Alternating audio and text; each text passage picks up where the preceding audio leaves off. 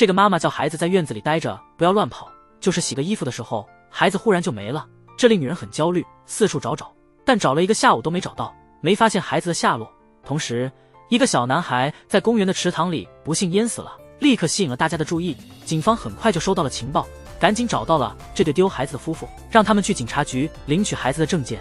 这个消息就像晴天之下的闪电，让妈妈非常难过。他们伤心地来到了警察局，但还没进门，另外一个侦探就传来了一个好消息，他们的孩子被找到了，男孩是别家的，不幸淹死了。这让妈妈高兴地哭了。很多媒体也开始采访他现在的心情了。太好了，他没想到一句太好了，让那个溺水男孩的妈妈目睹了整件事情。他的儿子已经去世了，就躺在那个公园的水池里面，他疯了似的到处找，但结果却是儿子的户口受到影响。可是现在电视前的女人庆幸孩子还活着，太棒了。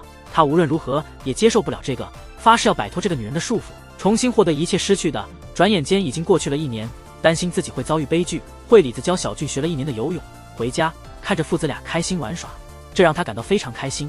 可惜没过多久，丈夫被调派去大阪上班了，她只能把丈夫送走。我一个人在这个城市照顾孩子。在回程中，惠里子又经过了那个公园，她仍然对当年发生的事情感到恐惧，于是告诉孩子别乱跑了，不要轻信陌生人。刚回家了，惠里子发现隔壁好像有新邻居搬过来了，但是她没有注意到这个。丈夫离开后的第1天，惠里子和孩子独处家中时感到有点害怕。就在这个时候，突然有人敲了门。我刚搬来，惠里子没太想，给女人开门，而她就是那个丢了孩子的妈妈。惠里子不认识她，但是对方却表现得非常友好，给惠里子带了个礼物。沙希撒谎说丈夫一直在国外工作，所以我就搬到这里过日子了。惠里子深有共鸣的原因是她也经历了相类似的事情，他们互相抱怨自家老公会把注意力只放在赚钱上，从来不顾家，发现了很多共同的话题。沙希给惠里子留下了很好的印象，自那天开始，只要惠里子出去就好，总能碰巧遇见沙希，聊天时说说话，他们越来越熟悉，居然成了无话不谈的好朋友。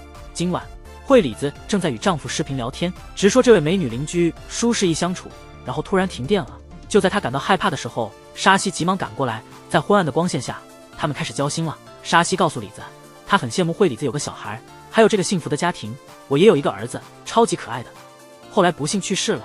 自那时起，她就迷上了萤火虫，因为儿子超爱萤火虫，在昏暗中散发光芒，就好像她的儿子也回来了。经历了失去孩子的这几年，她觉得世界上的幸福是有限的，如果有人获得了快乐，一定会有人倒霉的。可悲的是，不幸的是她自己。沙希的遭遇让惠里子回忆起了过去的事情，差点就失去了自己的孩子，默默掉下了眼泪。沙希马上帮她擦眼泪，你一定很开心。这晚他们俩成了好朋友。就这样吧，沙希深得惠里子的信任。第2天，惠里子的婆婆生病住院了，没时间送孩子去幼儿园。沙希得知后立刻表示她有空，这样就好了。惠里子把儿子交给了沙希，这就是噩梦的开端。上学的路上，沙希突然停下来了，看着这个6岁的小男孩，她眼里洋溢着喜悦。如果他孩子还活着的话，现在应该差不多这么大了吧，真是太爽了活着。接下来一瞬间，沙希的眼神突然变了，摸了一下小俊的脸，表情变得奇怪了。这个女人的孩子在水里淹死了。我每天都去接我闺蜜家的孩子放学，但她没有把孩子带回家，但是她牵着男孩走到一棵树旁边，想爬树吗？小俊拼命地晃动头部，他对沙希阿姨说他妈妈不允许他爬树，年前我自己爬树就跳不下来，让他妈妈以为他跑掉了。后来好心的哥哥意识到了自己的错误，把他从树上救下来，所以我早就跟妈妈说好了，不会再爬树了。沙希没在意，但他却独自往树上爬了，还能瞅见海呢。小俊还是忍不住诱惑，最后我们也成功的爬上了树，这让他非常高兴。如此，沙希成功赢得了小俊的信任，进一步加深了他们之间的关系。但他没注意到自己这么做，李生清楚地看到了树下的情况。晚上来了，惠里子像往常一样去沙希家接孩子，一直感谢沙希的照顾，但他毫不知情，自家孩子逐渐脱离了他设想的路线。看着旁边还在嬉戏的2个人，沙希开心地笑了。第2天，惠里子的老公慎二结束出差回来了，他们打算去看看新搬来的邻居沙希，但是敲了好久的门，没人开车。此时沙希正躲在楼上隐藏起来，默默地看着他们，他的脸色有点变化，然后生气地扔了小俊的玩具，然后开始考虑下一步怎么办。当天晚上，沙希一直跟着慎二走，回到了他在大阪工作的城市。在昏暗的酒吧里，他假扮成一个貌美的女郎，慎二忍不住多看几眼。我觉得这店不错，所以经常来。随后接着他们开始聊开了，听说沙希没对象，慎二显有点激动，想到老婆时赶快控制住那颗不安的心。沙希太厉害了，一直在说男人的困难，抚养家庭都得拼命赚钱。慎二很快开始赞同这个观点，这就行。两个人在酒吧里越聊越嗨。走前，盛儿对沙西的眼神变得更加迷茫，期待与沙西再次见面。隔天，沙西又回来了大阪，还给惠里子带了大阪的特色蛋糕。惠里子根本不懂啊，沙西说的那个人就是她的老公。回到房里，两人就像闺蜜一样私下聊天。现在好男人真的越来越少了，沙西一直在这样说。惠里子的老公真厉害，一个人常年在外地出差，所以她必须警惕丈夫的行为，毕竟大多数男人很容易寂寞。沙西又撒谎了，她的丈夫常年在国外工作，最近我对自己也不太在乎。女人直觉告诉她，丈夫应该有了对象，但自己没有证实该事。惠里子现在看起来很慌张。沙西离开了，她赶紧给老公打了个视频电话，想知道老公最近都和哪些人交往。但当她看到丈夫后，话就卡在喉咙里了。看着丈夫辛劳的样子，安慰自己可能多虑了。惠里子和沙西关系越发亲密，惠里子也越来越冷清了。我对以前的好闺蜜真由美感到失望，真由美也有点生气。来到面包店，一直唠叨着跟别人抱怨新搬来的邻居沙西真是个行家，才几天惠里子就不想跟她逛街了。但她不知道，沙西一直跟着我。女儿的发夹丢了，沙西自顾自地给女孩子扎起了头绳，女孩非常高兴。就这样吧，沙西赢得了真由美的信任。多次对话，沙西成功地展现了自己的能力，变成了一个友善亲和的邻居。但在面包店工作的李生一下子就认出了沙西就是前几天教唆小俊爬树的坏女人。女人的报复心有多重，她走向了一只可爱的小猫，居然把猫粮都撒在地上了。随后提醒眼前的男士，如果他不听建议，那就会惨死在这儿。像这猫，好奇心害了猫命。男人闭口不言，看到这个冷漠的女人就觉得毛骨悚然。晚上到了，沙西把做好的美食送到惠里子家门口，两人在门口聊得很开心。惠里子想让沙西进屋休息一下，但是沙西却以时间晚了为借口拒绝了。沙西友善又得体的相处让惠里子非常开心，但她毫不知情，沙西对她丈夫也有意思。盛儿一直都忘不了沙西。我又去了那家酒吧，心怀试试看的心态，果然在这儿又碰到了这个他迷醉的女人。在见面时，两人像老友一样谈得很开心。可是突然间，沙西靠近盛儿的大腿，这个举动让盛儿大吃一惊的同时，他有些得意地说，沙西的个性很多样。沙西也回以微笑，但是盛儿并不知道的是，沙西真的很复杂。继续问盛儿关于沙西的名字，然而沙西却开心地给了他自己的联系方式。第二天到了，沙西又回到东京了。在真由美的面包店里，我和惠里子碰面了，碰巧明天是沙西儿子溺水身亡的日子。惠里子一直觉得那个男孩是为了救他的儿子而去世的，于是我们就建议去水池那里默哀一下。但是真由美却建议他不要去，那里的祭品总是被人故意搞砸，这让惠里子感到困惑。沙西的话让惠里子开始怀疑了，她一直认为沙西就是那个溺母的孩子的妈妈。为了确认自己的想法正确，第天早上，惠里子手提鲜花向着水池走去，恰巧有一对夫妇在参拜，看见地上蹲着的女人，惠里子心里突然紧张了一下。这时，一个女人慢慢转身过来，但不是沙西。惠里子终于松了口气，高涨的热情让我回到家里。她突然看到沙西的家里有人向她挥手，惠里子开始为沙西的奇怪行为而担心起来，于是勇敢地走到沙西家门口。就在她准备按门铃的时候，突然沙西冒出来了，她热情地向惠里子打招呼，邀请惠里子进来喝点红酒吧。喝醉酒的时候，沙西对惠里子说，她好像被一个已婚的男人喜欢上了，但是因为对方有家庭，所以没有做出回应。当时的惠里子对此毫不知情，也没意识到这件事有多严重，就是我老公，并没有在意她说的话。沙西一直在提醒惠里子小心她丈夫的外遇，但惠里子对她丈夫非常信任。惠里子不知不觉间喝了好多酒，居然就睡着了。然而现在的沙西还是很清醒，看着桌子上的惠里子放着的钥匙，沙西有了一个大胆的主意。他偷偷的进了惠里子的家，竟然伸手去捏他儿子的梗子。这女的悄悄溜进邻居家里了，朝着邻居儿子的脖子伸出手来，但她犹豫不决是否应该行动。男孩突然醒过来，孩子的呼喊将沙西的母爱唤醒，还保住了自己的命。第二天到了，盛儿刚刚下了班，来到公司的食堂吃饭，但就在这时，他一个女员工走了过来，希望下班后能和他一起喝酒。此刻盛儿脑子里全都是沙西的模样，这个人真是太难看了，客气的拒绝邀请走了。然而他却没预料到的是，自己一直很想念的沙西正在外面抱怨自己的困境。为了抢走惠里子的一切，她的闺蜜真由美就是其中之一。而女人希望增进彼此的感情联系，沙西不停地抱怨自己的不幸遭遇，撒谎说老公去国外工作时和别人搞外遇了。真由美立刻同情了她，所以她也向沙西透露了自己的秘密。我只在这里和你说。沙西的回答真让真由美迷糊了，除了我自己的情况，只有惠里子知道自己这个秘密罢了。想到自己守口如瓶的秘密了，被人八卦传出去了，太让人生气了。突然间真由美的老公进来了，他们就此画上了今天的谈话的句号。而照顾婆婆的惠里子远在医院，还不知道自己被沙西背叛了。出门后，惠里子还在电梯里面，突然在水池边碰到了前去纪念儿子的雅燕。此刻的雅燕兴奋难耐，我媳妇已经怀孕了，告诉了惠里子，但她毫不知情，面前的男人就是沙西的前夫。他儿子去世后，他找了这个新妻子，还为他从悲痛中恢复感到开心。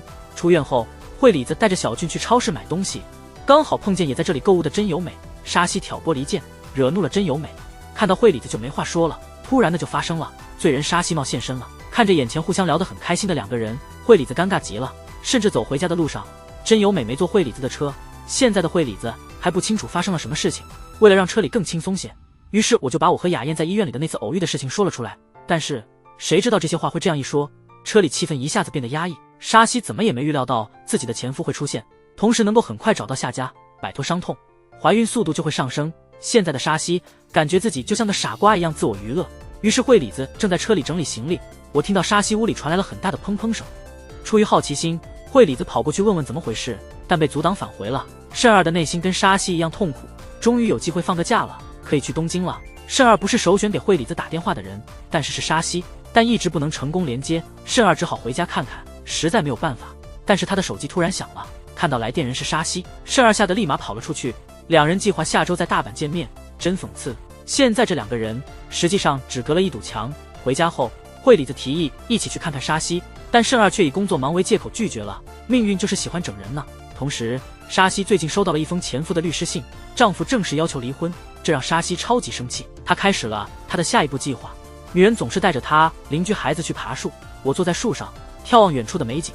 男孩高兴极了，曾经喜欢过这位眼前的阿姨，但他不知道这个阿姨正在抢走他妈妈的一切。以前同学们总是取笑小俊在游泳课上对方比自己高，这让他心里有话却不敢说出来。一来一往，同学越来越厉害，小俊开始对上游泳课感到无聊。从那时开始，小俊每天都郁闷不开心，这让妈妈很担心。惠里子只能给丈夫打个电话，告诉他孩子突然不想上游泳课了，心情很差，希望老公周末能回家一次，带孩子去户外放松一下。此时的慎儿有些紧张，周末工作超级忙的，我慌得一塌糊涂啊，不能回家陪他和孩子了，我现在忙不过来啊。挂掉电话，慎儿突然觉得纠结，周末他就是没活干，而是希望能见到一个美女。几天后，慎儿最后还是控制不住那颗不安的心，我又跑去酒吧和沙西喝酒了。慎儿不知情，沙西故意伤了自己的手，为了赢得他的同情而这样做，慎儿最后还是失败了。他仔细地重新包扎了沙西的手，期待再次见到他。明天沙西又去了惠里子家，惠里子并没有注意到沙西说的话，他对沙西说，今天下午我忙，希望沙西能帮我给婆婆送衣服，她最近一直在医院，想要一套舒适的睡衣。沙西急忙应允了。去医院，沙西非常热情地自我介绍，然后故意搞坏睡衣的纽扣，快点拿出你准备好的缝补工具，在惠里子婆婆面前赶紧缝好了衣服，一个完美的妻子和母亲的形象。这真的赢得了惠里子婆婆的喜欢。惠里子婆婆调侃道，她的儿媳总是忙着照顾自己的孩子，自己住院时也很少来探望她。如果沙西是她的儿媳，我一定会像对待自己的女儿一样对待她。沙西马上跟上这个暗示，这个婆媳关系对于婆婆来说非常重要，如果婆婆做得很棒，那儿媳肯定会亲自来看。婆婆听了这话开始怀疑了，她感觉肯定是儿媳和沙西私下说了些坏话，所以她来提醒我。或许惠里子觉得我有点吓人，沙西假装犹豫不决，这实在是让婆婆觉得惠里子说了她不好的话。出院了，晚上沙西又去了惠里子家，言下之意，婆婆好像对她有点不满态度。就这样吧，惠里子也上了当，她跟沙西说了，最近我有点懒，没去看婆婆了，但儿子不知道为什么情绪很低沉，不想去游泳课，所以我想多陪陪儿子，让婆婆误会自己了。真是没想到，沙西突然毫不犹豫地表示她能让小俊敞开心扉，然后她自己上楼去了，和小俊私下聊了一些事情，阿姨能帮忙。一天过去了，那个同学还在戳小俊，就在这时候突然被拉进了一间房间，这个人就是沙西。他对男孩说，游泳很危险，他的孩子就是因为游泳后淹死了，这感觉不太好受，所以男孩要远离水源以避免危险，这样才能确保安全。男孩就这样上了当，从那之后就不爱去游泳池了，小俊再也不会被欺负了。到家了，小俊赶快跟沙西阿姨表示感谢，这样就行了。沙西赢得了小俊的绝对信任，他还跟沙西说了，如果我是他的儿子，那肯定会很乖的。惠里子在家等了整整一天，可儿子没有回来，让他非常担忧。就在这时，发生了一件意外，他收到了儿子的一张照片，这个女人的孩子失踪了，他像疯了一样到处找，他找到的每个孩子都不是他生的。突然，一群警察突然围住了池塘，他急忙跑过去，躺在地上的就是我儿子，他的孩子陷入水中了，这让女人彻底崩溃，心里也出现了问题。从那时候起，他对邻居家的儿子有意思了，甚至把他当成了自己的儿子。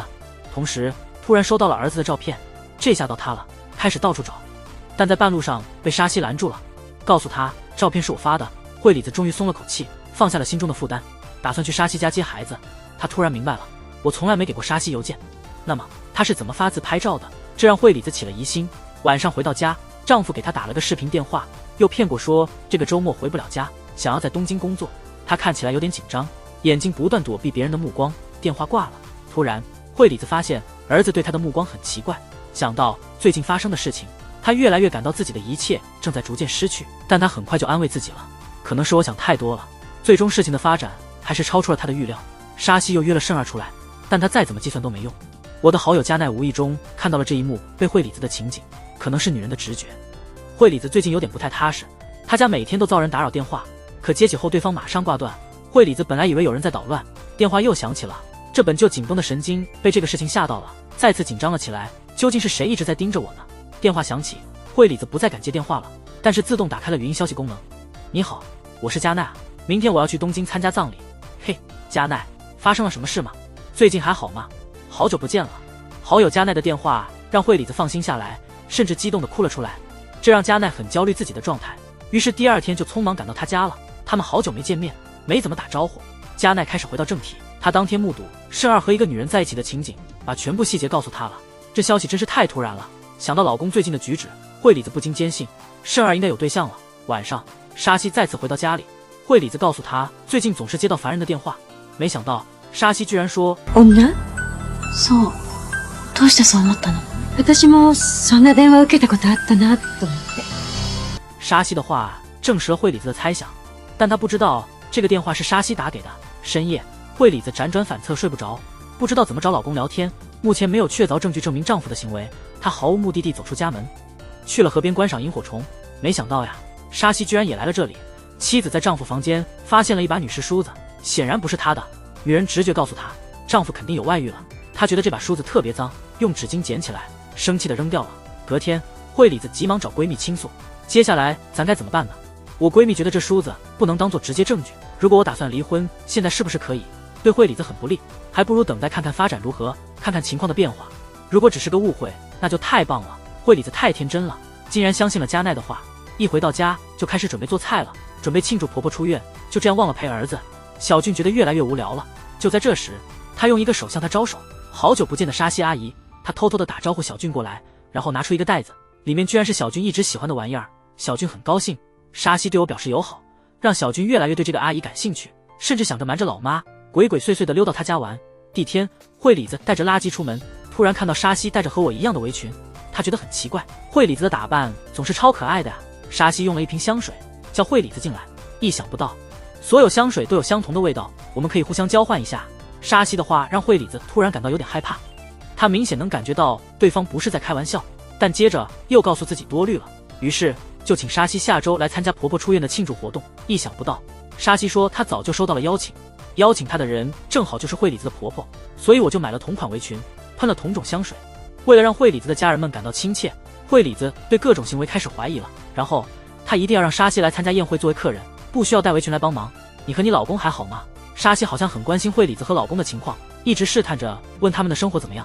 但是惠里子撒了个谎，说她和丈夫误会解除了，所以他们现在过得很好，让沙希不着急。但是惠里子完全不知情，那梳子被沙希故意放在镜子中，目的就是给她认识一下而已。很快就到了婆婆出院的日子，全家人都聚齐了，但是沙希作为客人却迟迟未到。婆婆老是夸圣儿沙希好，还说她是个超热情的人，自己超喜欢。就在这个时候，沙希拿着一束花来了，小俊见到她就开心，婆婆也热情欢迎她。但是惠里子突然发现沙希买了和她一模一样的裙子，而且还用了同样的香水。就这样吧，沙希走进惠里子家里去了。圣儿完全傻眼了，被太太夸赞的好邻居不就是她的闺蜜吗？女主人的孩子很喜欢我，还有更多。女主人的婆婆对她也很友好。此时的男人有点慌张，因为这个女人就是他的知己女友。整个饭局圣儿都不在状态，生怕她做的那件事被立马识破。晚上宴会终于完了，送别沙希后，惠里子还得去看望公婆。大家离开了，圣儿赶快去沙希家，问他接近我是为了什么。原来这都是沙希自己的计划，他想抢走惠里子所有的东西。发现自己被人算计后，圣儿感到非常生气，他一点都不懂沙希为什么对他们一家着迷，但是沙希却对他说他们很幸福，他们家庭幸福，儿子健康，可是他却倒霉的看到了我，快乐有限。如果惠里子不再幸福了，那么自己的不好的事情也会消失。慎二才发现，这根本就不是真正的挚友，完全偏执狂。好在沙西不再烦慎二了，他对他保证，我会搬离这个城市，不会再打扰他们了。以满怀雄心壮志的心情回到家，媳妇儿回来了。惠里子感觉到不对劲了，问慎二有没有做对不起他的事情。慎二本来就想表达自己只是和一位女下属关系亲密，但只限于工作交流，他不认错。惠里子只能坦白，他在大阪的家里找到了一个女人的梳子。这次慎二再也找不到借口了，不得不承认已经完了。惠里子非常伤心，慎二和我大吵了一架。慎二一直在不停的道歉，只是一时迷了心窍被骗了，但最后也没透露惠里子对方是谁。可就在这时，电话突然响起，是惠里子奶奶给我打的电话，听说孩子就要回来了，已经在路上了。惠里子只能在门口等待儿子回来。沙西却又过来劝慰我了，问问惠里子怎么回事。惠里子还没来得及解释，婆婆把儿子送回来了，但她不理睬妈妈，转身跑向了沙西阿姨的臂弯。惠里子被吓到了，快让儿子回家，怎么了呀？隔天早上，惠里子整天都在想她丈夫的事情，迷失了自我。可是沙西却又过来了，她说有个超级重要的事儿要跟我说。两人回到房间里，沙西再次谈到她和丈夫之间的问题。惠里子惊呆了，她的世界开始翻天覆地。她没想到自己当做最好的朋友的人一直都在盯着她的一切。惠里子高声质问沙西为什么要这么做。没想到的是，沙西居然笑了起来，那种诡异的笑容。你在开心吗？男孩在家门口玩飞机，突然发现一个他超喜欢的玩具，四周没人。男孩以为是别人放在这里的，于是就想带回家，但突然一个女人出现在他前面，看到是我邻居的阿姨。男孩毫无戒备，就这样吧，他被女人带到了一个完全没人的地方，发现儿子失踪了，妈妈很着急，整个家庭开始寻找。然后他突然意识到，一定是非常恨沙西的人带走了孩子。她急忙给在东京上班的丈夫打电话，让他回家看看孩子有没有回去东京。然后我迅速驾车折返。慎二赶忙回家了，推开门口，发现沙西果然在自己床上躺着一个孩子。他安排好了孩子，他这样做就是犯罪。但沙西觉得自己没有犯错，下楼说吧。刚下楼来了，惠里子终于回来了。她迅速上楼看望了儿子。作为妈妈，她最关心自己的孩子。这时候惠里子实在忍不住了，大声质问沙西的问题，为什么要动她的孩子呢？后来我们俩就亲密地缠在一起了，这样就好。他们不小心把旁边的镜子弄碎了，被镜子压到下面了，幸好惠里子没事，但是沙西受伤很严重。最后这件事闹到了警察局，这是绑架。不过警方不接受惠里子的指控，因为孩子还在家，所以不能抓沙西，因为他没有犯罪证据。倒是惠里子弄伤了沙西，所以接下来可能会被检方起诉。最终没办法，惠里子只能放弃立案了。但是沙西的举动让惠里子心力交瘁，他不知道接下来的日子该怎么过。幸好慎二突然意识到了，终于说服了妻子，我们要去国外重新开始。慎二找到刚康好的沙西，希望他能原谅他们一家，不知道哪里得罪了他呢。但现在只想过平静的生活。分别时刻，沙西又重复了一次他的理论，这世界上福气有限，若有人得到幸福，那么其他人的份额就会减少，总会有人遭遇不幸。这话让慎二害怕不已，想要移居海外，彻底和沙西断绝联系。惠里子想卖房，意想不到婆婆立马赶来了，她是来替儿子打哈哈的。你想卖这房子吗？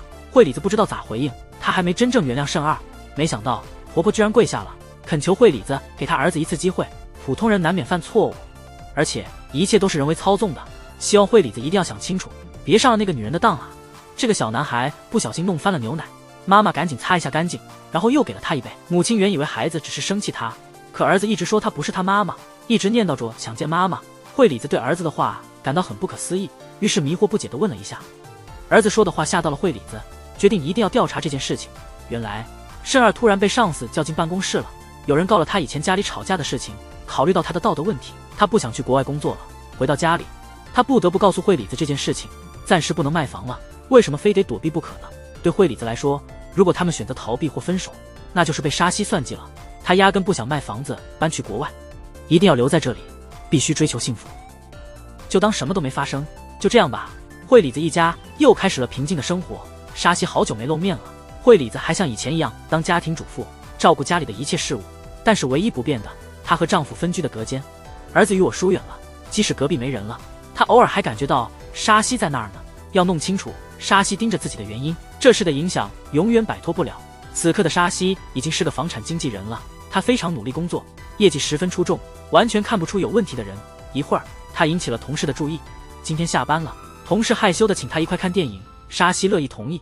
同事被吓得溜走了，沙西独自站在那儿。然而惠里子最终还是克服不了这个难题。我再次和慎二为了这件事吵了一架。慎二受够了这种生活，真没辙，突然跪在惠里子面前，希望惠里子能和他离婚。别这么想，这么做不能解决问题。隔天，好友加奈突然闯进来，他告诉惠里子，忽然想起，我想起了1年前小俊失踪那天，他在警察局见过沙希，所以很有可能沙希的一切举动跟之前那起走失的事有关联。一说出这句话，惠里子突然茅塞顿开，他迅速去了图书馆，查阅了当年失踪案的新闻，果然就发现了小俊和沙希的孩子原来在同一天失踪了。但是小俊后来找到了解决办法，沙希的孩子不幸溺水死亡。想起沙希之前对我说的话，还要考虑他的心理状况，那么只有一种可能，就是沙希把小俊当成了他儿子的替罪羊，或者说他坚信是惠里子的好运夺走了他的一切，所以才一直盯着自己。如何解决这件事情，那还是得先找到沙希。于是惠里子找私家侦探帮忙，开始了深入的调查。